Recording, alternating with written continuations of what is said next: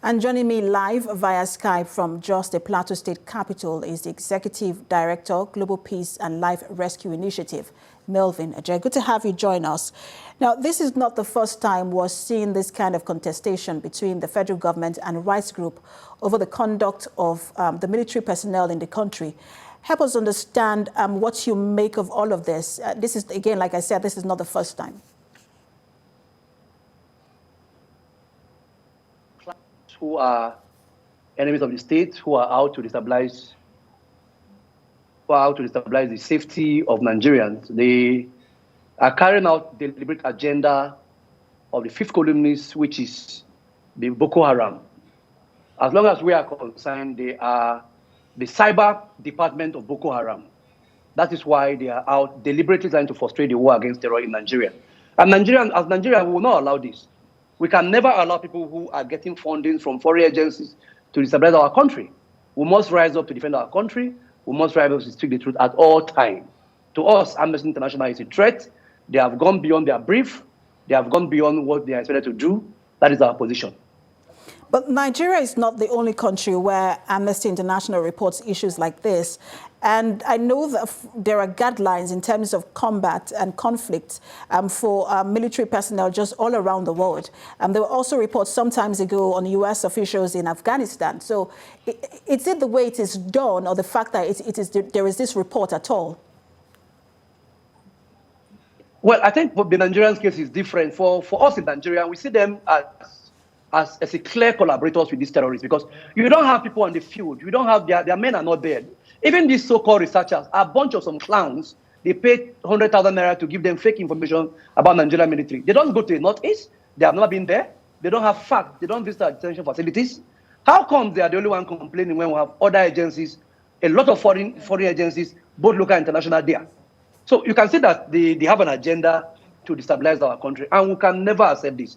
Well, if Americans are not talking, we Nigerians will talk, because the safety of our citizens is paramount to us. We will continue to talk until Amnesty International leave our country. Why are we saying so? Most of the reports are not fair. If you go through the report holistically, it is not fair. If you take time to run through all their pages, the military are not captured. How come they celebrate when our military are killed? How come they don't say it when Boko Haram wreak havoc on the community, when Boko Haram wreak havoc on the citizens? What is their interest? Who is paying them to destabilize Nigeria? So I think they are doing more harm to Nigeria. So if Americans are not talking, we will talk in Nigeria until they leave our country. So there was a time where a report was submitted by this rights group to the federal government, and the federal government said it was going to look into all of the claims by Amnesty International and then decide how to proceed. But Amnesty International said, nothing has been done concerning that report. So how do you suggest that both parties engage going forward?